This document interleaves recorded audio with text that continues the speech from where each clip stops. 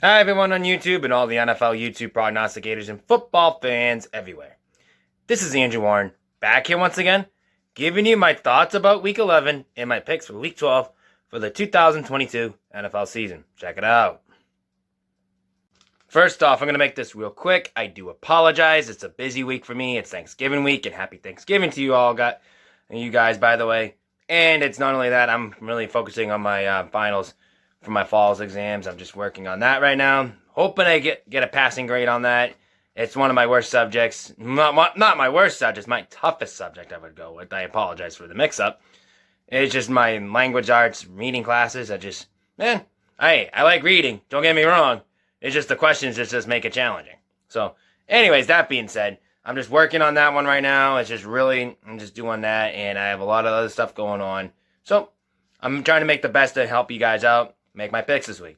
So, anyways, against the spread, I went 9-6 overall in the year. And I went 92, 59, and 1 overall. Pretty good. That's a pretty good record. And against the spread this week, it wasn't the best. Not too good. So I went 66, 68 overall. And then over the other, I went 4-6 and 2 with 2 pushes, which I think it was, I can't remember which one it was right now. But anyways, that being said, I think it was yeah, I think it was Chicago and Atlanta. I think it was Cleveland and Buffalo. So I got to double check that. So, anyways, that being said, the thing is, I went 4-6 and 2, and I went overall in the year 66 64, 68 overall in the year, in the pushes and in 4 pushes. So in over and under, I went 1-3, which I'm still working on that. And there's still work to do on that.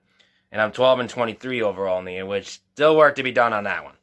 So anyways, thoughts of this week. Green Bay and Tennessee. It just shows Aaron Rodgers doesn't have enough weapons. And getting rid of Davante Adams was a big regret for him, probably. Chicago and Atlanta. Chicago. Justin Fields is having a great monster year, but your defense is horrible. Buffalo and Cleveland. Now, this game was pushed to Detroit, and now Detroit's going to be there again for Thanksgiving, and they got to win out of that one. Just say that. Which was a big weather snowstorm, was the big factor on that one in Buffalo. So it was 7 feet of snow down there. And to all your concerns to the people in Buffalo, my thoughts and prayers out to you. Hope you guys are okay. I heard there was people dying and lost power. My condolences out to you guys on that. Hope you're safe out there. So, hey, I may be a Patriots fan at heart, but people in the community are first. So, hope people out in Buffalo are okay. Thoughts and prayers out to you guys, and hope you're doing okay. Wish you guys nothing but the best. Anyways, that being said, Philadelphia and Indianapolis was a low-scoring game, but Philadelphia got the win. That's all they needed for them. My Patriots and the New York Jets. It was probably the most strangest NFL games I've seen of all time, and it's not even close. I mean, Mac Jones like 260-ish yards, and Zach Wilson didn't do nothing on the offensive side of the ball. It was all a defensive game until one special teams made a difference, and that was Maurice Jones with the special teams return touchdown. Of course, with the key play was Matthew Slater on that. And of course, the Patriots got the win in it. Now they have the advantage of third place now. It's a really tight race in the AFC East. Anything could happen. So we'll have to stay tuned for that. New Orleans and the Raiders. The Rams, excuse me. New Orleans and the Rams. New Orleans, they just needed to do something, you know. The Giants and Detroit.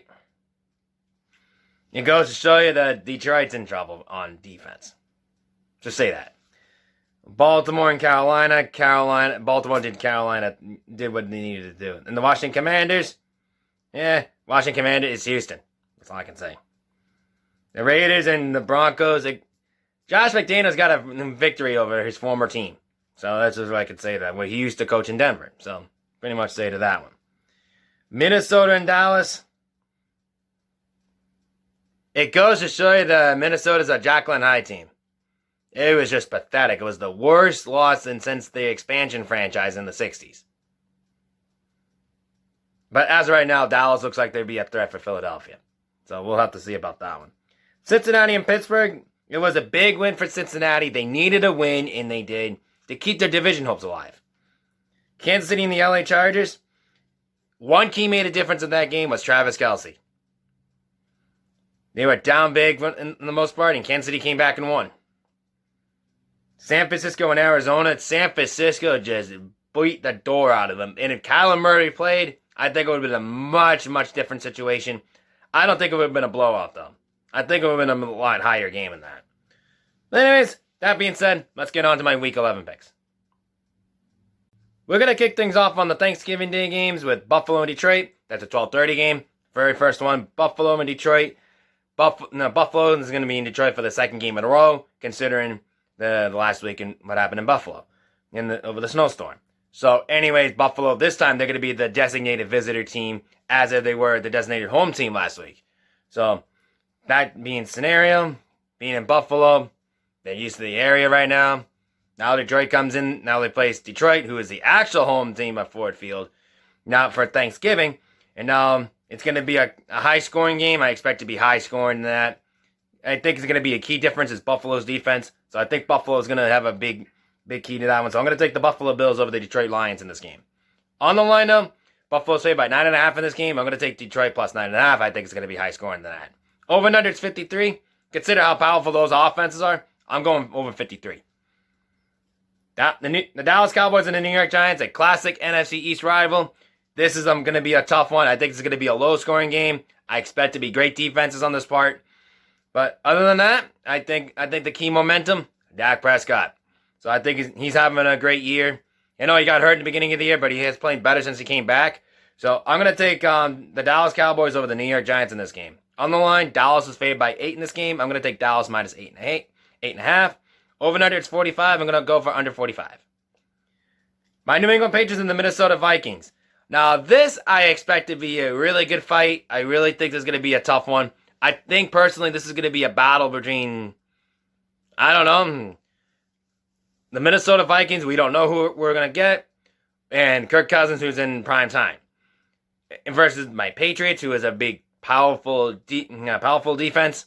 But they're slacking on offense, that's why I think it's going to be a lot tighter game than I think it's going to be right now. And I think it's not going to be a high-scoring game on this one. I think it's going to be low-scoring. But the key momentum, Patriots play like special teams like nothing. I think this is going to be the same factor, but only this time, I think Mac Jones might throw a touchdown pass or two. So I think this is the key momentum. I'm going to pick the upset in this one. I'm taking my New England Patriots over the Minnesota Vikings in this game in Minnesota. On the line, though, the Vikings are favored by 3 in this game. I'm going to take my Patriots plus 3. Over and under, it's 42. I'm going to shoot under 42. So, on to the Sunday games. Tampa Bay Buccaneers and the Cleveland Browns. Tampa Bay looking like Tom Brady hasn't lost a game to the Browns since Eric Mangini was head coach in 2010. That's how long he lost to the Cleveland Browns. So I'm going to take the Tampa Bay Buccaneers over the Cleveland Browns in this game. And it's in Cleveland, so I think that's the case scenario on that one. But on the line now, Tampa Bay favored by 3 in this game. I'm going to take Tampa Bay minus 3. Hold on, excuse me. Ooh, hold on a minute. Excuse me. Oh, I just fixed something. Airplane going, sorry. But it's the Cincinnati Bengals and the Tennessee Titans. This is a much situation right now. Really close, going to be a close matchup. I expect to be I thought to be a pick'em game, but it's not. But I think Cincinnati has the slighter edge because they have Joe Burrow and more experienced teams than Tennessee does. So I think I'm going to take the Cincinnati Bengals over the Tennessee Titans in Tennessee. On the line, though, Cincinnati's favored by 1.5 in this game. I'm going to take Cincinnati minus 1.5. The Miami Dolphins and the Houston Texans. Now, Miami's coming off a bye, like Tampa Bay did. So I think they're going to do something with that. So I think this is going to be I think Miami's going to be a lot tighter. Sorry, airplane's going in. So anyways, Miami, I think that Tua Tagovailoa is having an MVP year. I think he's going to keep going with that over Houston. But I'm going to take the Miami Dolphins over the Houston Texans in this game. On the line now, Miami's favored 11.5 in this game. I'm going to take Miami minus 11.5. The New York Jets and the Chicago Bears.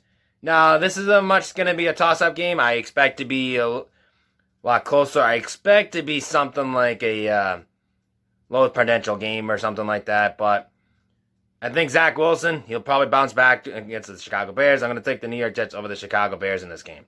On the line, though, the Jets are favored by 4 in this game. I'm going to take the Chicago Bears +4.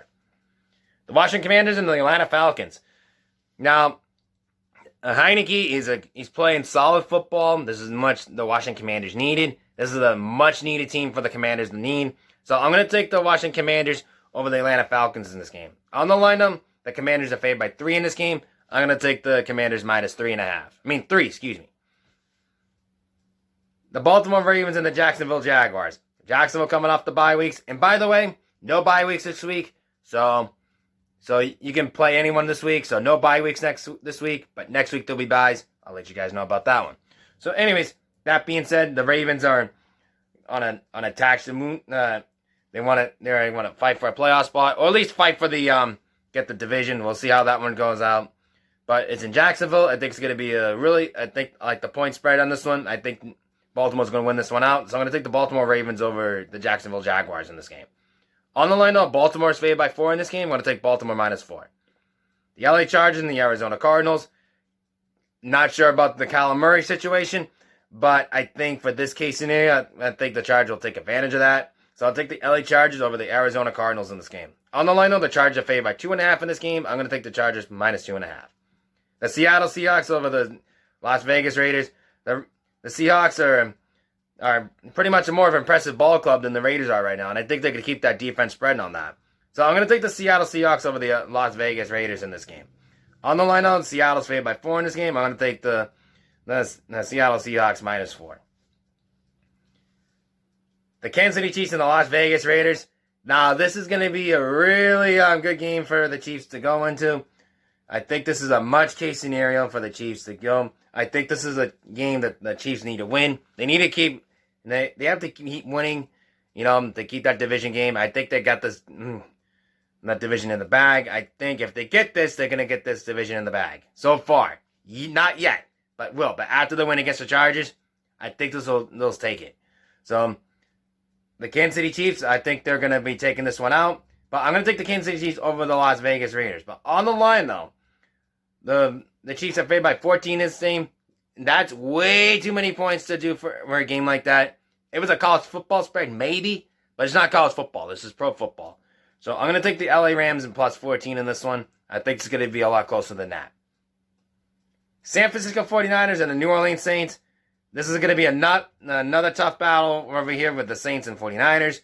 I think this game is going to be a little closer than I expect to be. So I'm going to take the San Francisco 49ers over the New Orleans Saints in this game. On the line, though, the 49ers are favored by 8.5 in this game. I'm going to take the New Orleans Saints +8.5. Sunday Night Football, the Philadelphia Eagles and the Green Bay Packers. Now, this is going to be a much closer game, but it's in Philadelphia right now. I really can't trust Aaron Rodgers' offense right now. And this is going to be a big, big problem for Green Bay coming down the road. Especially if Aaron Rodgers leaves, they get Jordan Love coming in. This is going to be a much tougher task for Green Bay, what they're doing right now. And they're just leaving, and just left Green Bay high and dry on that one. And I don't like the way this is going. The way I see it, this is a much similar situation with Tom Brady, and he just walked out. And I think this is going to be the case scenario coming on the offseason, but we'll find out about that one. But that being said, I think Philadelphia will win this game at home over the Green Bay Packers in this game. On the line, though, Philadelphia is favored by 6.5 in this game. I'm going to take Philadelphia -6.5. Over and under, it's 46. I'm going to shoot over 46. Monday Night Football. The Indianapolis Colts and the Pittsburgh Steelers. This is going to be a much similar game where the Indianapolis Colts were in. I think this is going to be a much closer game. I think it's going to be definitely be at least a 2-point spread or something like that. I can see why after that game against what Indy did in Philadelphia. So anyways, it's in Indianapolis. I'm going to take the Indianapolis Colts over the Pittsburgh Steelers in this game. I think they have the slider edge on that one. On the lineup, Indianapolis is favored by 2.5 in this game. I'm going to go Indianapolis -2.5. Over and under, 39. I'm going to go shoot for over 39. Listen, like I said, I do apologize. It's a short video. I'm a busy guy this week. I have a lot going on, so I have to get my classes done. I want to pass this exam so I can move on. So that's what I really want to do right now. But I really want to give you credit. Thank you for incredibly supportive of that.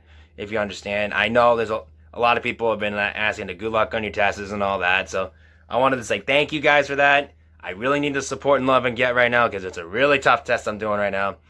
Want to ace it so I can move on. So, anyways, that being said, I want to wish you guys a happy Thanksgiving and a big shout out to my good friend Kevin O'Connor, who is a big Arizona Cardinals fan. And I'm sorry what happened to your Cardinals last week, man. But you know what? I think you have maybe you have a slighter edge this time around. We'll see.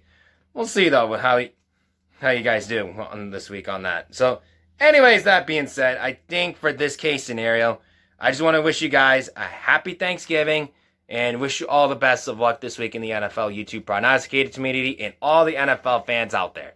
So, until then, this is Andrew Warren. Eat lots of turkey and rock out.